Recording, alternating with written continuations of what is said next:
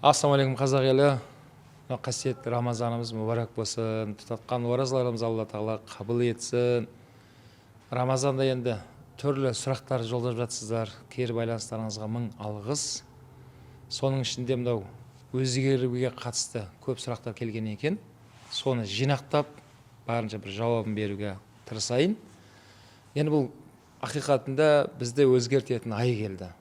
Рамазан айы тек қана бізді мынау тағамнан, сусыннан ғана тыятын ай емес, біздерді бойымыздағы Рамазанға дейінгі дұрыс емес жағымсыз бір әдеттеріміз болған болса, жағымсыз бір сабырсыздықтарымыз болған болса, соның бәрінен тыйылып, қазір Рамазанда ораза ұстап жатырсыздар. Алла тағала қабыл етсін.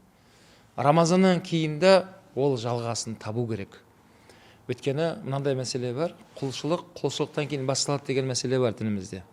Намаз намаздан кейін басталады дейді. Қажылықтан кейін басталады.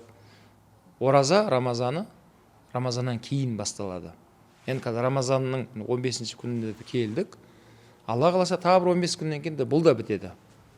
Бірақ жасалуы тиіс болған амалдар осымен аяқталады да, бірақ бұдағы құндылықтар, біздің бойымызға тастап кеткен осы бір амалдар, сипаттар келесі Рамазанға дейін біздің бойымызда ол көріну керек екен.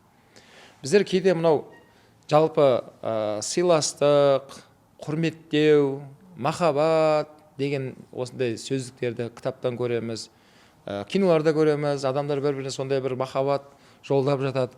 Құрмет жастар, айтарым, негізінде сол сыйластық, махаббат дегенді ең бірінші өзімізден бастауымыз керек. Махаббат деген сөздің мағынасы өзгені сыйлау, құрметтеу, оған көңіл бөлу деген мағына екен. Сол махаббатты айтар едім, өзіңізге қолданыңыз. Яғни өзіңізге жақсы көріңіз, өзіңізді сыйлаңыз, өзіңізді құрметтеңіз.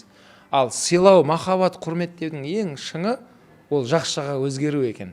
Яғни адам өзін құрметтеген адам, ол өзгеру керек. Үйіңізді өзгертесіз, кішкене бір жылы ескілеу болған көлігіңізді жаңартып өзгертіп қоясыз, немесе жүріп жатқан жол кейде бір тегіс емес жол болса, өзгерейін бір тегістеу жол бар ма екен осы келіп кететін деп, оны картадан біз іздейміз кейде. Оның бәрі өзгеру. Көлігіңізге деген құрмет ол. Көлігімді бір жаман жолға салмайын, дұрыс жолмен сәл ұзақтау болса да, бірақ соны дұрыс жолмен тебейін деп, көлігіңізге деген құрмет ол.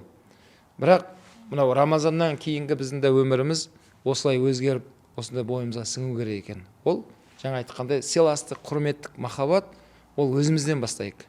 Яғни өзіңізді сыйлаңыз. Ал өзіңізді сыйлат деген сөз, демек, ертең Рамазаннан кейінде дәл осылай құлшылыққа мықты болайық.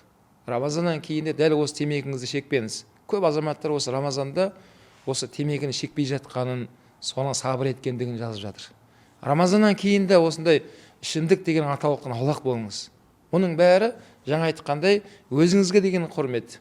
Сіз өзіңізді құрметтесеңіз қана жан-жақты адамдар сізді құрметтей бастайды екен.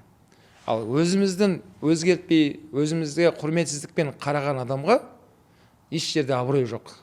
Еш жерде ондай адамға жоғарыдан орын болмайды. Өйткені неге? Сіздің кәдімгідей сөзіңізбен ісіңізді көре салып, адамдар сондай мәміле жасайтын болады.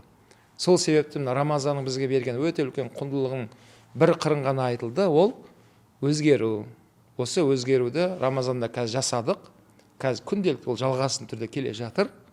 Рамазаннан кейінде осы өзгеруімізді әрмен қарай дамытып, жақсы жағына өзгеріп жүрміз. Алла баршамызға нәсіп етсін.